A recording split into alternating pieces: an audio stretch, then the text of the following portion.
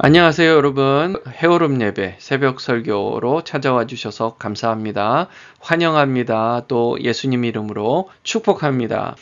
우리가 거듭난 후에 남은 생애라는 게 있잖아요. 우리가 예수님 믿었으면 이제 천국에 가서 하나님과 영원히 살면 되는데, 하나님께서 이 땅에서의 삶의 시간을 우리에게 주셨단 말이에요. 그러면 그 시간을 주신 이유와 목적이 있을 거 아니에요. 그것은 뭐냐 하면 복음을 전하는 겁니다. 복음을 전하는데 우리가 할 수 있는 일들이 있어요. 직접적으로, 간접적으로. 어떤 분들은 선교사로, 어떤 분들은 목회자로, 어떤 분들은 평신도로서 자기 직업을 가지고, 그리고 어떤 분들은 리타이어하고 또 할 수 있는, 자기가 할 수 있는 일을 가지고 남이 몰라준다 해도, 하나님과 나만이 아는 일이라 할지라도 그것에 감사하고, 나에게 주어진 사명이 이거구나, 이렇게 눈에 띄는 일도 아니고 표시 나는 일도 아니지만 내가 이 일을 통해서 간접적으로 또 간접적으로 결국은 복음을 전하는 하나님 나라 사역에 조금이라도 내가 도움이 되고 있어야 되겠구나라는 생각으로 사는 게 바로 소명을 받은 사람의 삶입니다. 그게 바로 하나님 자녀로서의 삶이에요. 오늘 에스겔 선지자에게 하나님께서 아주 굉장히 흥미로운 이야기를 하시는데요. 뭐냐 하면 네 가지 경우를 들어서 얘기를 하세요. 네 가지 경우. 너가 나의 말을 사람들에게 전하는데 악인에게 전하는 경우, 의인에게 전하는 경우를 내가 얘기해 줄게, 한번 잘 들어봐 하시면서 에스겔에게 얘기를 하시는 거예요. 이 네 가지. 악인인 경우, 악인에게 말씀을 전하지 않는 상태에서 지옥에 가는 경우는 너 책임이다. 근데 말씀을 전했는데도 믿지 않고 지옥에 가면 그거는 너의 책임이 아니다. 그리고 의인으로서 선한 일들을 많이 행했는데 하나님을 멀리하고 신앙을 떠나 살고 그렇게 사는 사람이 있을 수 있잖아요. 그러니까 예수 믿는 사람이 제자 훈련을 하고 복음을 전하고 계속해서 하나님의 말씀을 나누고 그렇게 했는데도 이 악한 길로 행하는 경우는 책임이 없다. 계속해서 하나님의 안에서 이 의로운 인생을 사는 사람이다. 그러면 그 훌륭한 것이다. 잘한 것이다. 지금 이 네 가지 경우를 지금 얘기하는 건데요. 오늘 4개 구절을 통해서 함께 이 얘기를 나눠보겠습니다. 에스겔서 3장 18절에요. 가령 내가 악인에게 말하기를 너는 꼭 죽으리라 할 때에 네가 깨우치지 아니하거나 말로 악인에게 일러서 그의 악한 길을 떠나 생명을 구원하게 하지 아니하면 그 악인은 그의 죄악 중에서 죽으려니와 내가 그의 핏값을 내 손에서 찾을 것이고, 이렇게 말씀하셨어요. 하나님께서요.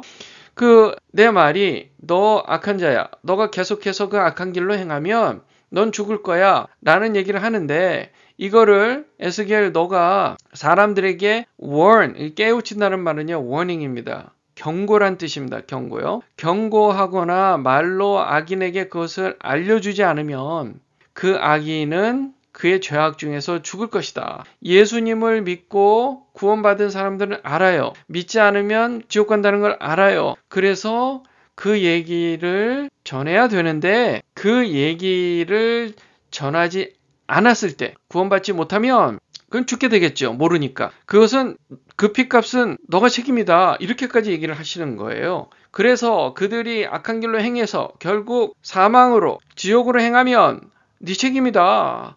이렇게까지 하나님께서 얘기를 하시는 거예요. 19절에는요, 네가 악인을 깨우치되, 이번에는 워닝을 하는 겁니다. 이 경고를 한 거예요. 깨우치되 그가 그의 악한 마음과 악한 행위를 돌이키지 아니하면, 그럼 경고를 했는데도 마음을 돌이키지 않아요. 그러면 그 사람은 결국 영원한 사망으로 들어가겠죠. 지옥으로 들어가겠죠. 그러면 그 사람의 그 핏값은 너의 책임이 아니다. 너는 내 생명을 보존할 것이다. 이렇게 얘기를 하고 계시는 거예요. 하나님께서요. 바로 다음 구절에는 또 하나님께서 이 경우를 얘기하시는 거예요. 또 의인의 경우. 그의 공의에서 돌이켜 악을 행하는 경우가 있다. 이미 행한 공의는 기억할 바가 아니다. 이미 악한 것으로 업데이트 되어버렸다. 그 얘기입니다. 내가 그 앞에서 거치는 것을 두면, 그러니까 하나님께서 심판하시면 그는 죽을 것이다. 이는 죽기 전에 너가 그를 깨우치지 않았습니다. 깨우치지 않았다는 거예요. 그러면 죄 중에 그가 죽을 것이다. 그러면 그 핏값은 내 책임이다. 네 책임이야. 라고 지금 하나님께서 또 그렇게 얘기를 하시는 거예요. 참 불편한 얘기죠. 그러나 네가 그 의인을 깨우쳐 범죄하지 아니하게 하므로 그가 범죄하지 아니하면 정령 살리니 이는 깨우침을 받음이며 너도 내 영혼을 보존하리라 라고 또 이렇게 말씀하시는 겁니다. 그러니까 악한 길로 행한 그 의인을 깨우쳐서 더 이상 범죄하지 아니하게 하거나 미리 계속해서 하나님의 말씀을 잘 가르쳐 주어서 범죄하지 아니하게 함으로 그가 범죄를 하지 않아서 정령 산다면 참 너도 살고 그도 살고 다 좋은 일이다 라고 그렇게 얘기를 하시는 거예요. 그러니까요. 참 불편한 얘기입니다. 우리 믿는 사람한테, 우리가 이제 믿는 사람으로서 지금 하나님께서 에스겔 선지자에게 말씀하신 이 내용을 우리에게 적용을 하는 것은 아주 불편한 얘기예요. 왜냐하면 우리가 예수님 믿지 않는 사람들, 악인들, 또 의인인데, 그렇죠? 예수님 잘 믿는 사람에게 복음을 잘 알려주고, 범죄하지 않게, 죄에 빠지지 않게, 그렇게 해야 된다는 얘기예요. 악인이거나 의인이거나 다 계속해서 하나님의 생명의 말씀, 복음의 말씀을 잘 알려주고 또 죄를 짓지 않도록 경고하고 이 일을 하지 않으면 네 책임이다. 그들의 영혼이 죽는 것은 네 책임이다. 그렇게 얘기를 하는 거예요. 저는 지금의 우리에게 이렇게 적용을 했으면 좋겠습니다. 자, 우리가 지금 예수 믿고 구원받았어요. 믿지 않는 사람들에게 복음을 전하지 않는다고 해서 너는 이제 천국에 못 들어와. 끝이야. 너도 지옥 같이 가는 거야. 이런 말씀은 없어요. 이런 말씀은 없습니다. 우리는 이미 예수 믿고 구원받아서 천국에 갈 수 있습니다. 우리는 거듭났기 때문에 천국에 가요.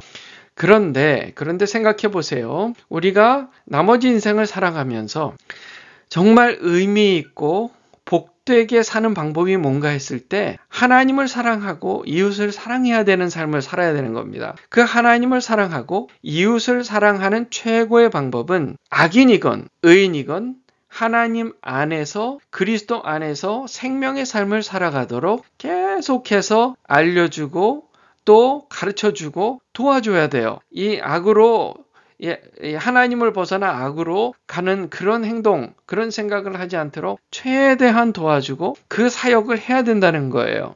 그렇게 사는 사람이 정말 의미 있는 삶입니다. 우리가 그렇잖아요. 교회 일은 교회 일. 복음 전할 수 있는 사람이 내 옆에 많이 있지도 않고 아예 있지도 않고 나는 맨날 만난 사람이 예수 믿는 사람들이고 내가 할 일은 이제는 그냥 교회 와서 예배 드리고 헌금 내고 그냥 교회 행사 참석하고 그 정도 하면 되겠지라고 생각하시는 성도님들, 교회들이 얼마나 많은지 몰라요. 그러면 얼마나 이게 무의미해집니까, 삶이요? 재미가 없잖아요. 사람은요, 의미가 있을 때 가장 행복하다 그래요. 가장 건강하다고 해요. 그리고 그 의미는 사랑입니다. 하나님을 사랑하고 이웃을 사랑하는 거예요. 우리가 예수 믿고 구원받아서 또 하나님 말씀을 배우고 또 훈련을 받아온 사람이라면 다른 사람에게도 끊임없이 계속해서 하나님의 말씀을 잘 알려줘야 돼요. 믿지 않는 사람에게 때로는 경고도 해줘야 됩니다. 예수님 안 믿으면요. 큰일 납니다. 예수 믿고 구원받으세요. 정말 복되고 행복하게 사세요. 라고 이렇게 전해줘야 돼요. 그리고 예수님 믿는 사람한테도 예수 믿으세요? 예, 믿습니다. 신앙생활 잘하고 계세요? 예, 잘하고 있습니다. 하나님 안에서 의로운 삶 승리하시길 바래요. 이렇게 해서 말씀을 전해주고 또 교회 안에서 아직 믿음의 성장이 더딘 사람이나 믿음의 단계가 아직 초보적인 단계에 있는 사람들을 끊임없이 그들을 인크로지 해주고 격려해주고 말씀으로 가르쳐주고 사랑으로 돌봐주는 그런 삶을 우리가 계속해서 살아내야 한다는 것이죠. 저와 여러분이 그런 의미 있는 삶을 사시길 주님의 이름으로 축원합니다. 기도하겠습니다.